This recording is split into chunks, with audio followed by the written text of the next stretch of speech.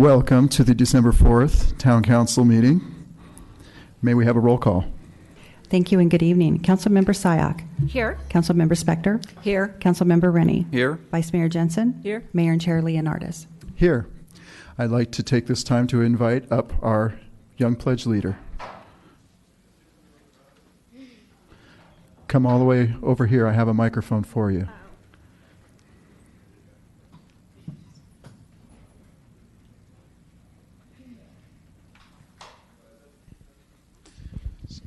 Introduce yourself.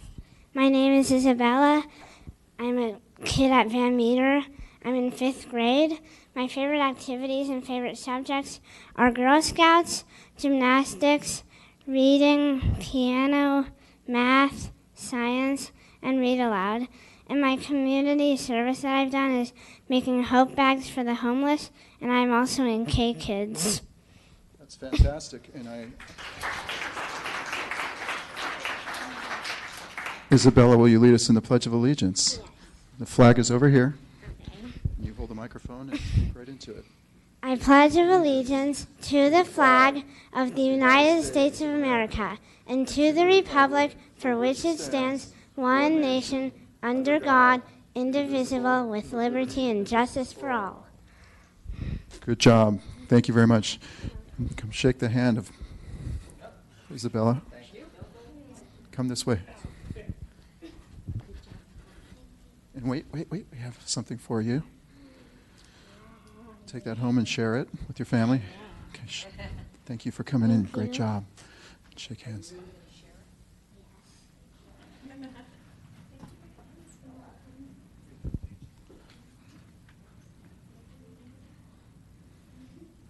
One more round of applause for Isabella.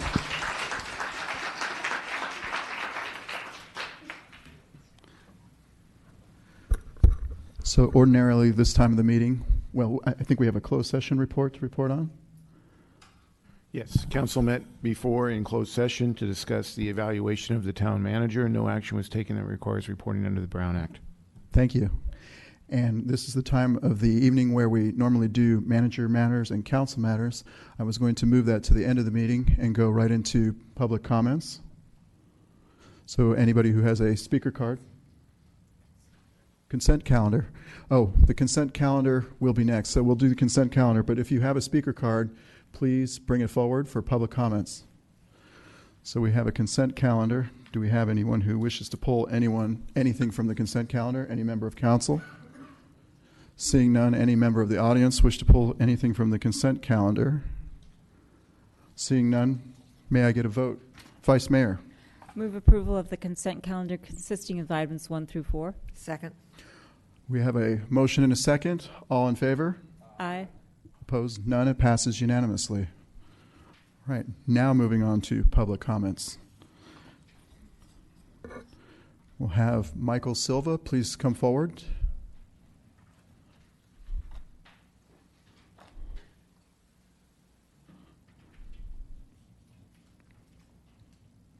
Good evening, Council. Good to see you all. Hey, the wreaths outside look just fabulous in the front. You know, the Christmas wreaths on the light post. Nice touch. Here we commend the Chamber of Commerce for that, right? It's beautiful. I'm here to talk about American Legion Post 99. We don't have a post, which was in Campbell for a while, and we're looking to establish it here in Los Gatos. This particular post did originate in Los Gatos many years ago. It'd be kind of nice if we got back here. We have talked with the assistant town manager and others about this and understand that it's on the agenda for the 18th or of some sort, maybe closed session or something like that. You know, I am on the executive board now. I've been affiliated with them for the last 6, 7, 8, maybe 9 years down there in Campbell. And there's been a lot of programs that they've done that have helped families, vets, and their families, and also the youth.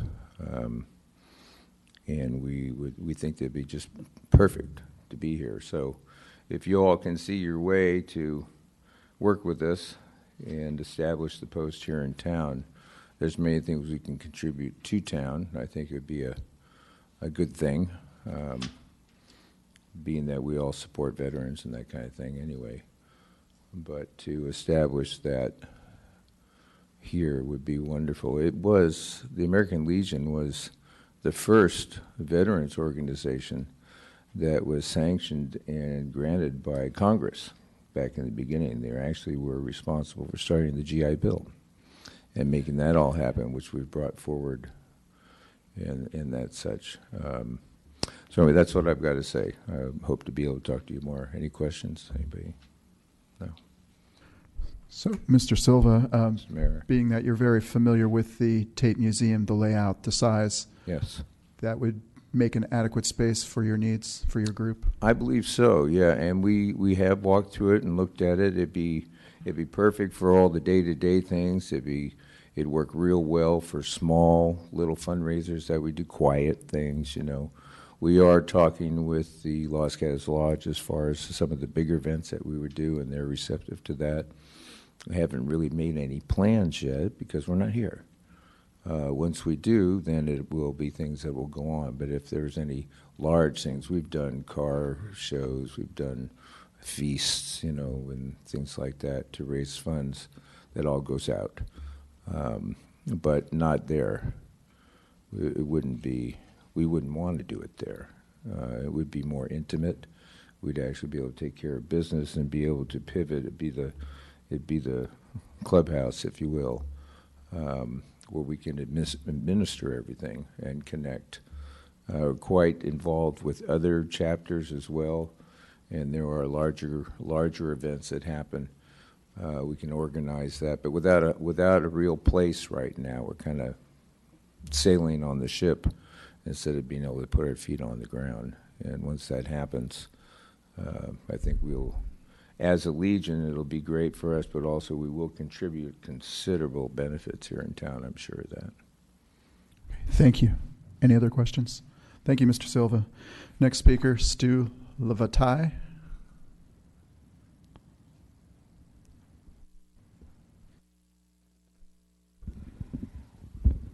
Thank you for allowing me to speak, Honorable Mayor and Town Council. My name is Stu Levatai. Levatai is fine. What I like to speak about is in regards how American Legion Post 99 would be able to benefit this wonderful town and the West Valley area.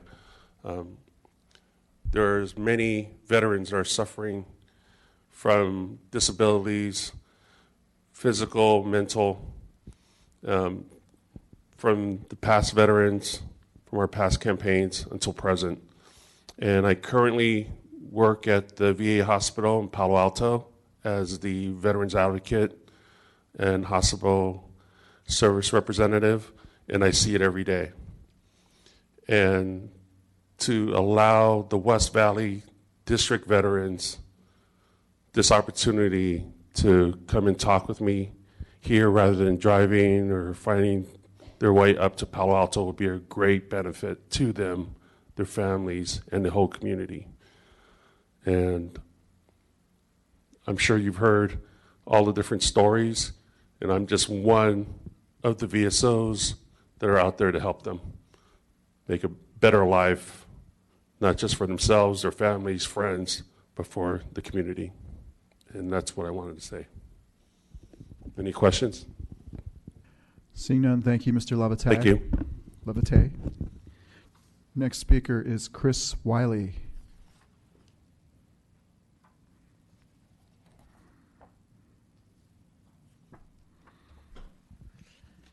Good evening.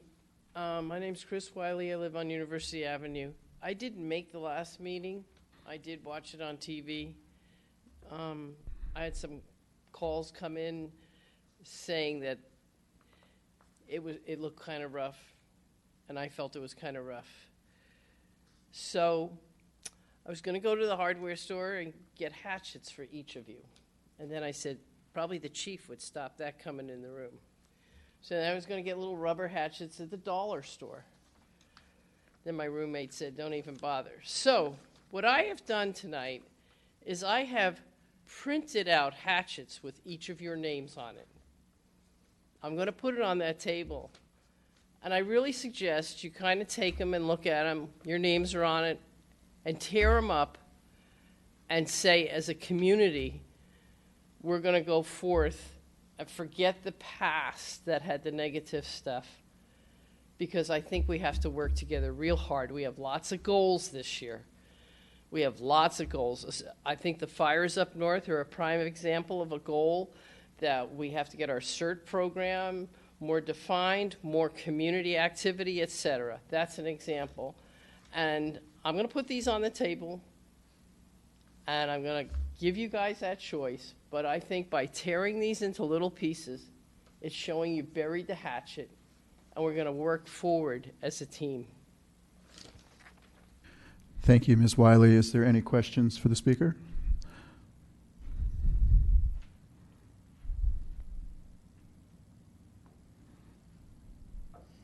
Thank you. Next speaker is Mark Trout.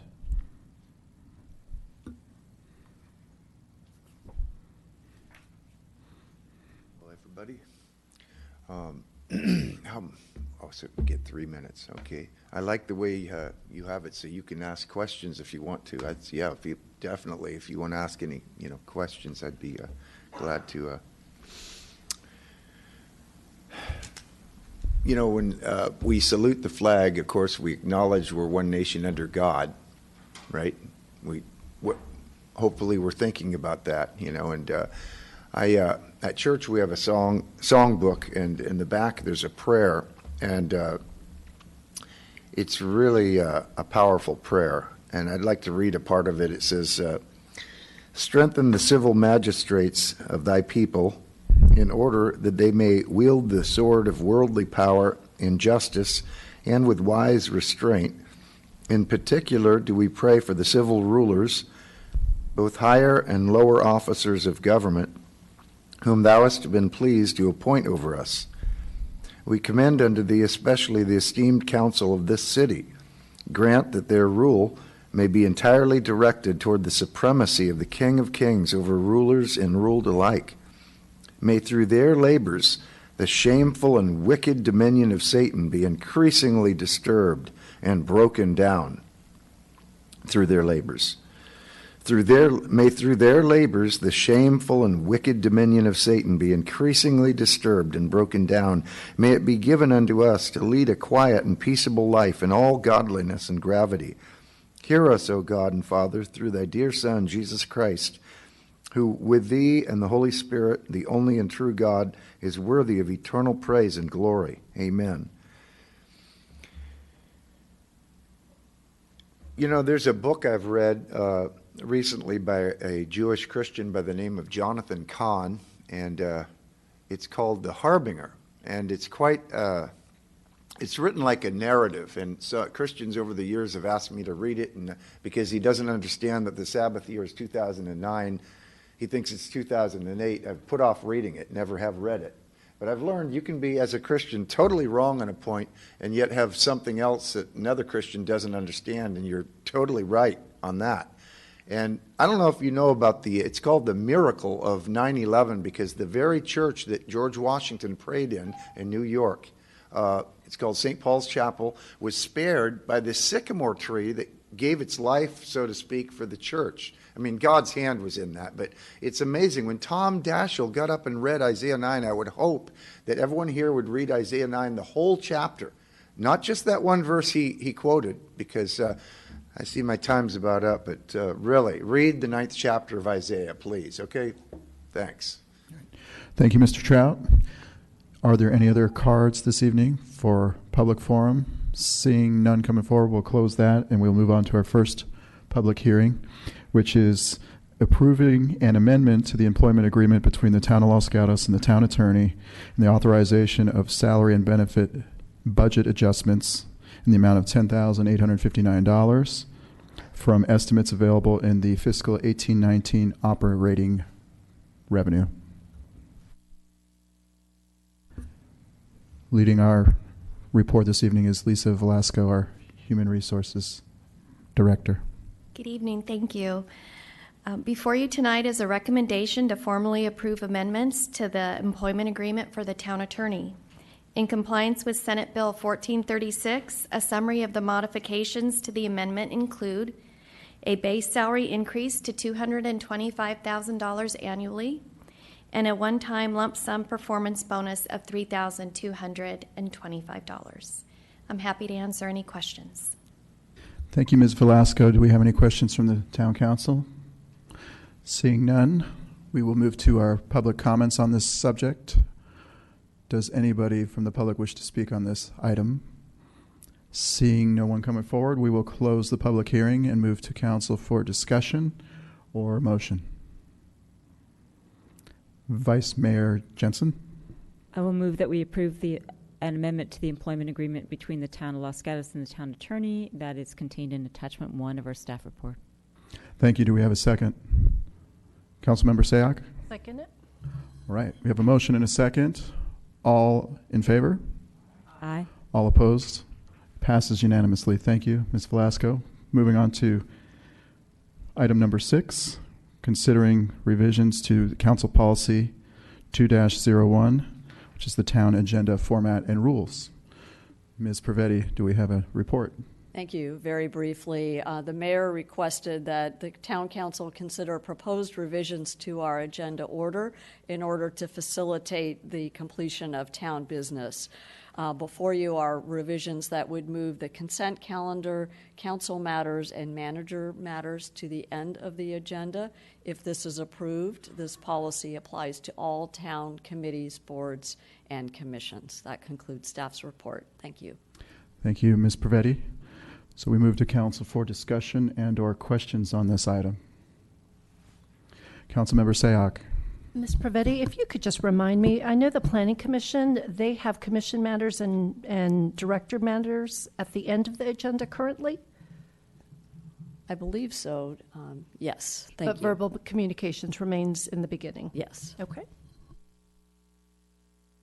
Further questions? Councilmember Spector. Thank you. There are two items basically that we're being asked to change, and one is when the council and the manager makes their reports. Let's assume for the sake of this question that I feel one way about that at this point. But why is staff and maybe the mayor suggesting that the consent go at the end? Okay, so I can answer to that.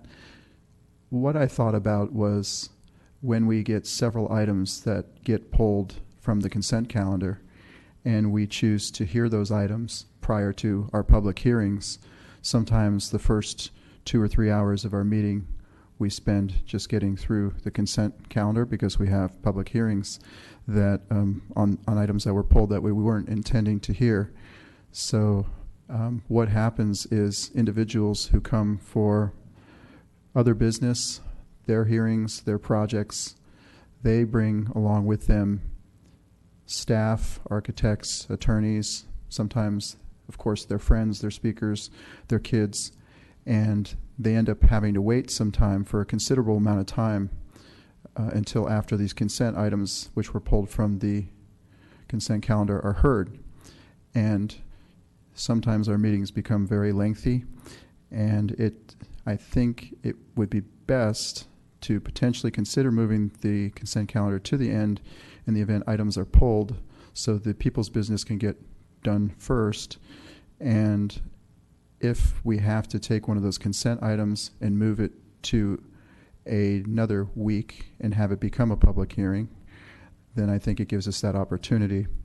I also think of our staff, and most of them are here for 8 to 10 hours a day, plus their commutes. And if we have a meeting that starts at 6 at the end of their day, and we have 2 or 3 hours worth of consent items pulled, and then our meeting ends up going till midnight, they don't get to see their families. So there's a lot of reasons. Other boards and committees that I serve on behalf of the town of Los Gatos, most of the time the consent items are put at the end as well. So it's just an item I wanted to bring forward to the council this evening for discussion. It's something that I think has some merit based on the items I described, but I'm open-minded to hearing what the rest of the council has to say about it. Thank you. Councilmember Rennie. Thank you. Question for staff. Doesn't the mayor have the discretion to move any item pulled from the consent calendar, assuming it's done at the beginning of the meeting? Any item that gets pulled to later, it doesn't have to be heard right away, correct? That's correct. So we could still have the consent calendar at the beginning, and then anything pulled put wherever the mayor wants to put it. Yes. Thanks. Further questions? Seeing none, we will move to the public hearing on this subject.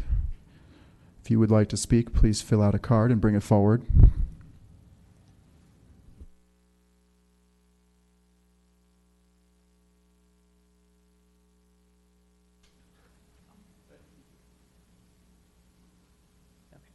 Hi, sorry, I didn't know if there were other cards. Maria Risto, 85 Broadway. I appreciate the mayor's explanation of why this item is on here, because as a resident who regularly attends town council meetings, and other people do, one of the concerns I would have about moving consent to the end of the agenda is that often there are items on the consent calendar where, for example, if it's a new bike and pet improvement project or something else, there might be people from Safe Routes to School that show up in case the item gets pulled and they want to be there to speak. And my concern would be that there's this uncertainty. If the item is at the end, I would urge you to consider that it may in fact create more time for people because they have to wait until all the items that are agendized are done before they know if something's pulled or not. I also felt like the mayor always has the discretion to hear items in any order, and so if the mayor and the town manager chose to put something on consent thinking it wouldn't be contentious, and then it was, there is the option to put it after the other items, continue it to another meeting, etc. Another concern I have is that in terms of staff time, I know, for example, sometimes staff members are here with a report just in case a consent item is pulled, and if it's not, they're free to go. And so now they have the onus of staying through the whole meeting not knowing if an item is going to be pulled. Finally, I looked through a variety of towns, probably about 15 in the area across the country, and I didn't see where consent was at the end. If the intention is to streamline the meeting, then I would hope at least up front the question of whether a consent item is going to be pulled came up first. From a point where this impacts all commissions and committees, a concern I would have is on transportation and parking. If we have a lengthy discussion coming up, our meetings are at 7:30 in the morning. Our youth commissioner cannot stay for the whole meeting because he or she often has to get off to school, and we try and make the items that matter the most for that person occur early on. We could hit a point where people have obligations, we've rearranged, but we can't even approve the minutes if we don't have a quorum by the time we get to it. So just a bunch of little situations. I'm not for or against it. I just had some concerns because I didn't understand it. Thank you. Thank you, Ms. Risto. Are there any questions for the speaker? Seeing none, thanks. All right, back to council discussion. We will close the public hearing if no one else wants to speak. Vice Mayor? So I'll just start with a discussion and some observations, not with a motion. I don't have an issue with moving council matters, manager matters to the end. The only potential issue I see with that is that sometimes, well, I think that council matters have, the way we have been doing it lately, have become sort of obligatory, as though you believe that you have to say something even though you don't have anything particularly insightful or valuable to say. To me, they are an occasion to communicate to the town and to other council members something that you might have learned, an issue that is coming up, a policy discussion that the town is having, a meeting date that people might be interested in, as opposed to I went to wherever I went. That may not necessarily fit the category of what I would consider to be something that should be communicated. So if there is something important, I think maybe that ought to be taken care of up front, and that people ought to be encouraged to use discretion about what actually is a council matter. Same with manager matters, and they could be very short if they were done that way. As to the consent calendar, I do agree with Ms. Ristow that we make an educated guess about items that we think are going to be non-controversial. And there could be things on that consent calendar that are important by way of contractual agreements, something that we have to get handled, a signature, something that we can make a reasonable assumption is not controversial. And there are those people that come just in case, and those people might be forced to stay here the entire meeting, as opposed to the person with a public hearing who's got to wait for their matter to be handled in any event. So if the council consent calendar goes the way it should be out of the way. And then the mayor still has the discretion to move an item that may be lengthy to a different time in the agenda. So I don't necessarily see the necessity to change this. So those are my comments. Thank you, Vice Mayor. Councilmember Spector. Thank you, Mr. Mayor. Going back to what I was saying before we opened this up to public testimony, in reviewing the request to modify Town Policy 2-01, I understood and appreciated and actually agreed with moving council matters and manager matters to the end of the agenda. I had concerns that have been verbalized by both the community and the council on moving the consent calendar to the end of the agenda. So not knowing where this is all going to go, I'm going to move to amend Council Policy 2-01 to note on that policy that the council matters and manager matters will be heard at the end of the agenda. I would keep the consent calendar at the beginning of the agenda and noting, and I will defer to the mayor and the town manager on this. We could note on the agenda that the mayor has the discretion of placing any matter pulled from the consent calendar to the end of the calendar. We have a motion, and do we have a second? I'll second the motion as stated. Thank you, Councilmember Sayoc. Further discussion? Councilmember Rennie? I have a little concern moving the manager matters to the end. The town manager writes us a report every week of what's going on, so I don't think the manager matters are really for the council members to hear. Council matters are, because we're sharing with each other. So a lot of times what manager matters are really about communicating and sharing with the public, and the town manager is currently trying to improve our communications and our communication plans. And I think that if you think about it, we have many meetings that make it to 11, 11:30, 12 o'clock at night. Nobody's going to be left to listen to the manager matters, so what's the point of it at all? Because we all are going to get it in our Friday packet. So I mean, what just cancel manager matters as far as I'm concerned if we're moving it to the end. Right, so we have a motion and a second. Any further discussion? Seeing none, all in favor? Aye. Opposed? No. So it passes 4-1. Thank you, Council. We'll be moving on to public hearing number 7 on our agenda this evening. This is the Town Code Amendment for application A-17-002, and this is townwide. It's considering the amendments to Chapter 6 of our Building Code and Chapter 29 of our zoning regulations regarding fences, hedges, and walls. And presenting our report is our planner, Mr. Sean Mullen.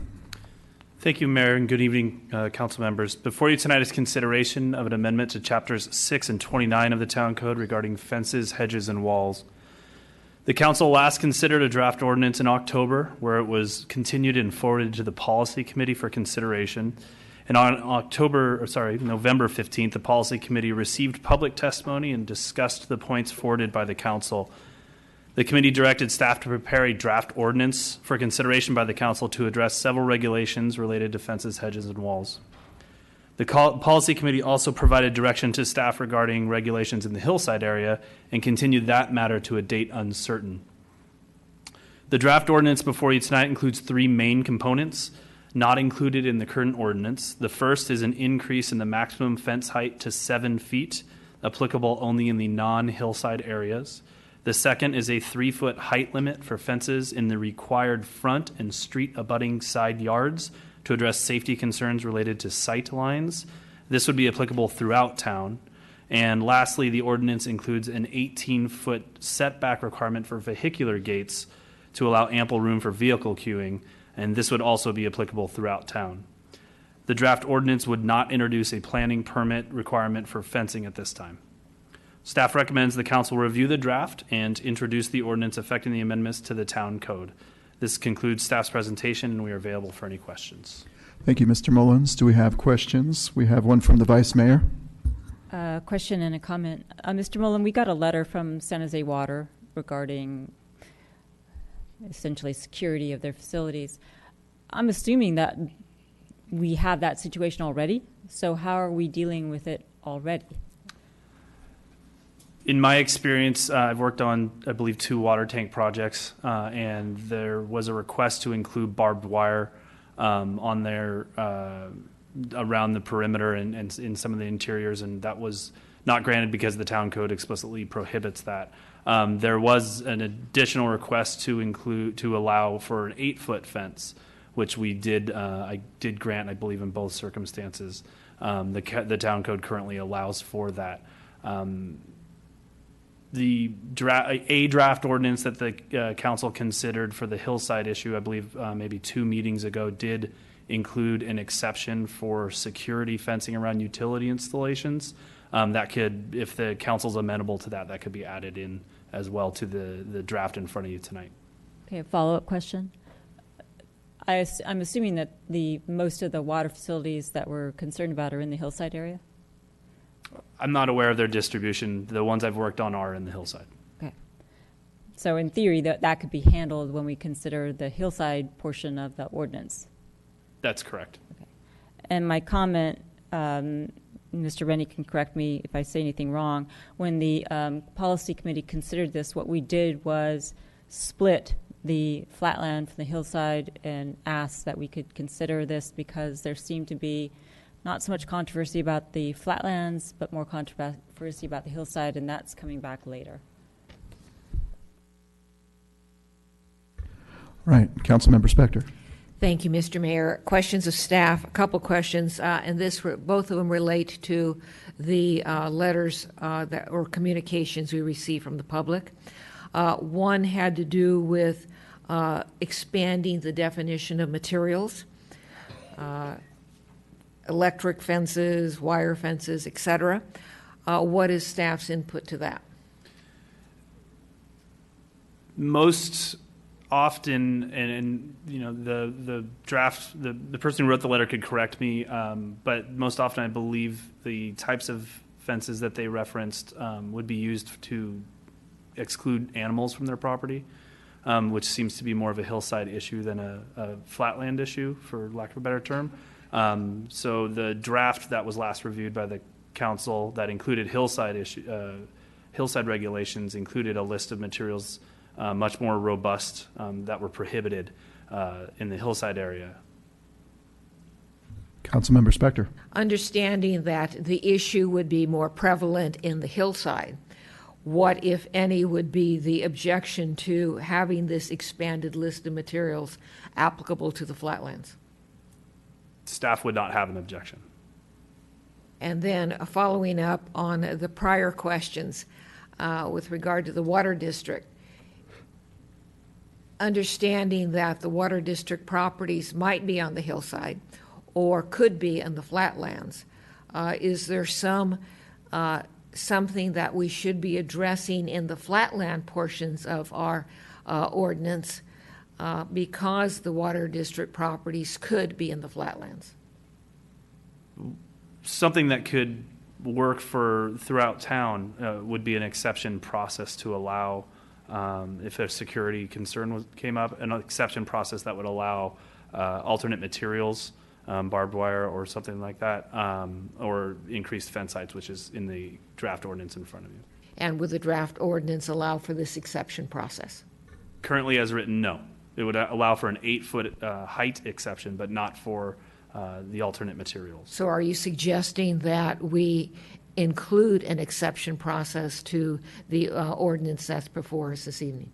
That would be an effective way to address the concerns that the San Jose Water expressed. Thank you. Any more comments or questions for staff?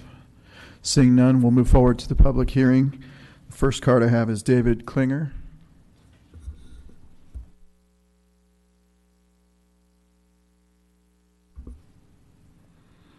Hello, I'm Dave Klinger. Thank you for hearing this issue. I need to put on my glasses here, but it's within my 3 minutes.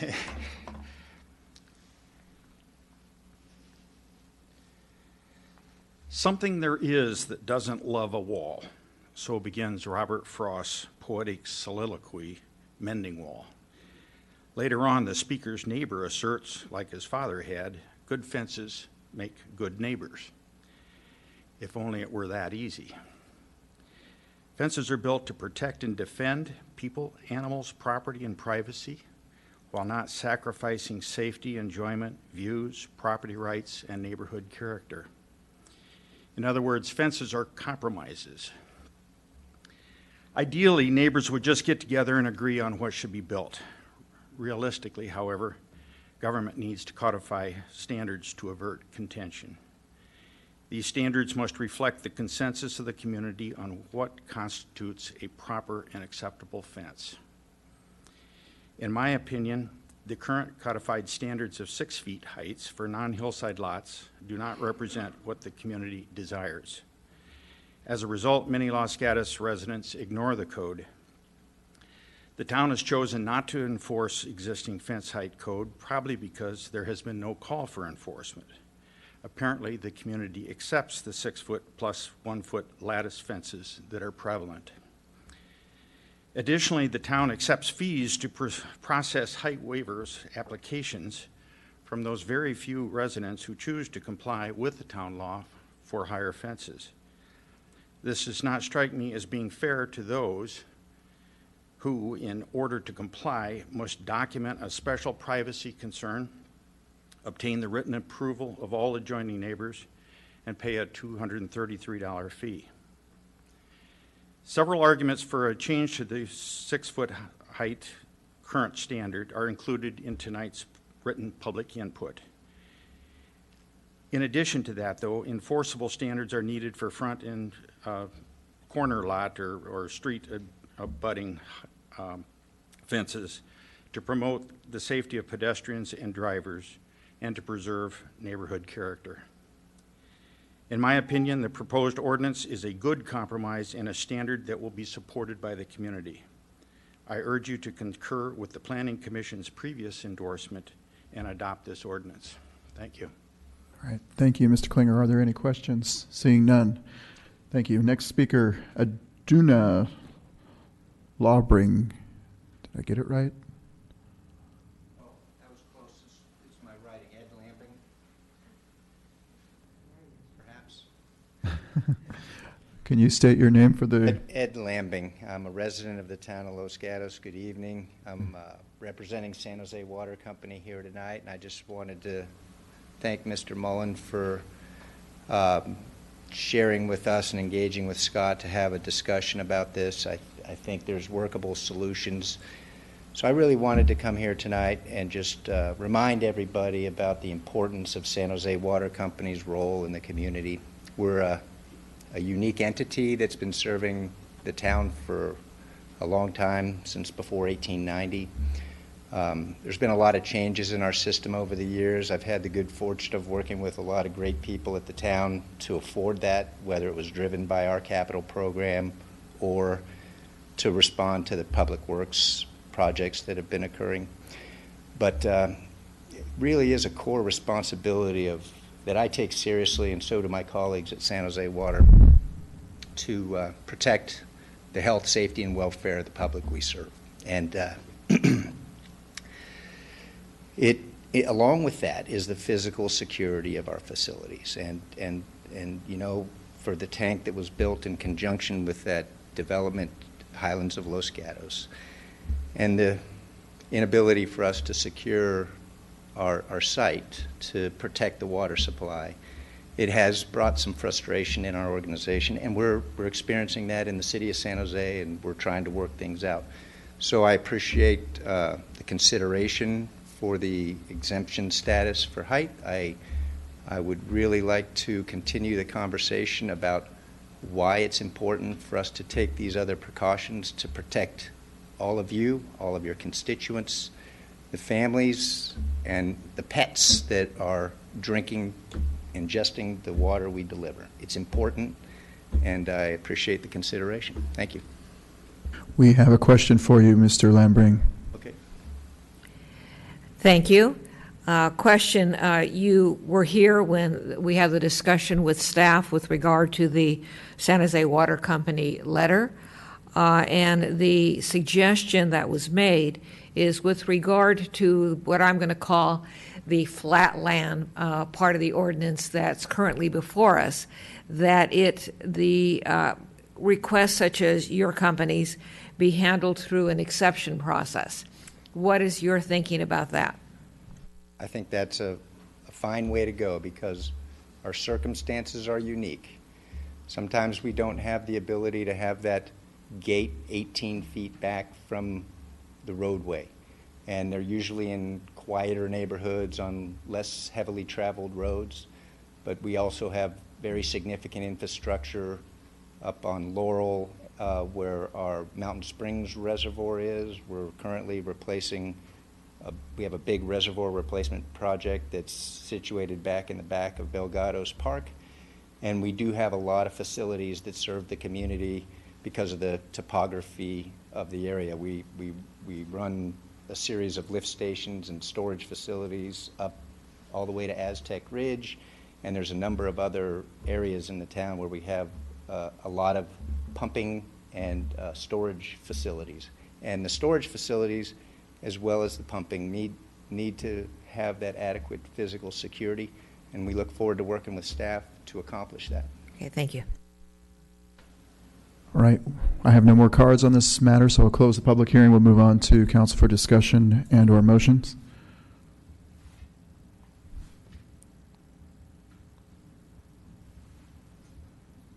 No questions for staff. Councilmember Sayoc. Okay, if the council is ready, I'll go ahead and make a motion. I appreciate all the discussion that we've had on the past, and I like the idea that the policy committee has brought forward of separating fencing that is specific to hillside versus what we call our flatlands. So I'll make the motion that we do consider the proposed amendments and introduce the draft ordinance by the title only to amend Chapter 6, which is contained in our attachment 21, and to also include provisions as discussed for specific emergency precautions that are needed. We have a motion. Do we have a second? Vice Mayor? Second. Further discussion? Councilmember Spector. I may support the motion. I like the fact that the exception process for the flatlands, I think, is included in this motion. But the expansion of prohibited materials was something that I was hoping this council would include in its ordinance. We have comments by Councilmember Spector. Are there any other comments or further discussion? I don't have a comment, but I do have a question of staff. Please. And so, again, if you could just answer again for me, Mr. Mullen, the expansion of materials, a lot of that discussion was around hillsides. But do you think that there is a need to specify that for what we're calling our flatland? The need, it's a tough question, I think. The hillside, it seemed more specific to the hillside because we were seeing the direction the drafter of the original ordinance was going was for very open fences and very transparent fences. So a lot of materials got prohibited. If the council feels that it's also a good direction to incorporate into the non-hillside areas, I think it would be important to look at that list of materials and make sure that it it's applicable to both sides, and it's not going to have an unintended consequence of prohibiting a material that is widely used and then creating many non-conforming situations. Okay. Councilmember Spector. I will support the motion, and I'll look to the maker of the motion to see if the prohibited materials are included in the flatlands. And if they are not, by virtue of this motion, I would hope that the policy committee considers them when it continues on with its fence ordinance, even though these materials might be considered objectionable in the hillside, that they also be considered as to whether or not they're objectionable in the flatlands. Councilmember Sayak. And as the maker of the motion, I will not include it in the motion, but would agree with that direction to the policy committee and to staff when reviewing the next iteration for hillsides. Thank you. Further discussion? Seeing none, I'll call the question. All in favor? Aye. Opposed? Passes unanimously. Thank you. So now we get to move on to council matters. Or do we have to do the clerk doesn't have to read? Okay. Thank you. Ordinance of the Town Council of the Town of Los Gatos amending Chapter 6, Section 6.150.050 and Chapter 29, Zoning Regulations, Section 29.40.030 of the Town Code regarding fences, hedges, and walls. Thank you. Now we can move on to council matters. Councilmember Sayak. Okay, what I would like to share with the council as well as our audience is that there are several bills that are approaching. I believe SB 50 is one that is a reiteration of last year's 827 that I'd like the council as well as the general public to pay attention. It looks at relaxing zoning laws around transit-oriented development. And I know that as our ABAG representative, there will be significant opportunities to weigh in on future versions that are coming through. And I'd like this council to consider making strong statements one way or the other after analysis with staff has been taken. Councilmember Spector. Thank you, Mr. Mayor. Following up on that, when Ms. Sayak references transit, the transit includes or is proposed to include buses. And so you must keep that in mind when you're making these considerations. Now, going back, in addition to the tree lighting and the holiday parade, I have met over the past 2 weeks with many members of the community on a variety of issues. Thank you. Vice Mayor. Following up with Ms. Sayak, as the current town representative to ABAG, I will be attending a meeting on December 10th to discuss the issues that Ms. Sayak has said, and thank you for bringing to my attention the CASA initiative from the Metropolitan Transportation Commission, which has several points that could have a great impact on housing, tenant occupancy, renter occupancy, all kinds of issues surrounding housing that the town manager is working on a letter. So if you have input on that, or if any town residents of town are concerned, let me know, let Ms. Pravetti know, so that we can convey those concerns on Monday night to ABAG. And also with respect to the proposed ordinances or state laws that Ms. Sayak is talking about, one thing that I'd like the town to be aware of and get defined for us is, in addition to just transit and buses, there is a category for, I forget what it's called, but major employers. And I'm wondering, do we have major employers? I suspect we do in town, and how does that bill affect us in that regard? Thank you, Vice Mayor. Councilmember Rennie. Thank you, Mr. Mayor. I've had several meetings with the public and with the City of Morgan Hill relating to an annexation of land from the county into the City of Morgan Hill for the stated purpose of building a Catholic high school. This annexation is on LAFCO's agenda tomorrow, where I'm a commissioner representing, I guess, most of the cities in the county. Also, I attended Assemblymember Lowe's Council Appreciation Lunch with the mayor and with Councilmember Sack. On 11:30, in my role as an alternate to the VTA board representing the West Valley cities, I filled in at the VTA board subcommittee on capital programs. The meeting was mostly about the revision of the capital programs planning process. 11:30, I also the Silicon Valley Clean Energy Authority Legislative Ad Hoc Committee met, and our focus was discussion of 3 bill ideas we had and are planning to ask legislators to carry for us. And there was discussion of a very negative outcome from the CPUC relating to resource adequacy that looks to put 20 million of our contracts at risk. So those were significant discussions. Also, on 12/3, I met with I had a phone call with somebody for a grand jury inquiry, of which I guess I'm supposed to keep the subject confidential at this point. And that's it for me. Thank you. Manager Matters, Ms. Peretti. Thank you, Mayor. Just a couple of things. It is the holiday season, and we welcome our residents and businesses to enjoy downtown. We have free valet parking, and in addition, we have started to relax our parking limits. There are no parking limits in the municipal lots downtown, so please come downtown and shop.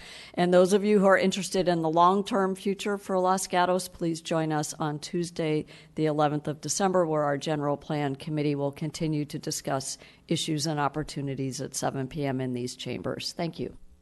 Thank you. This meeting is now adjourned.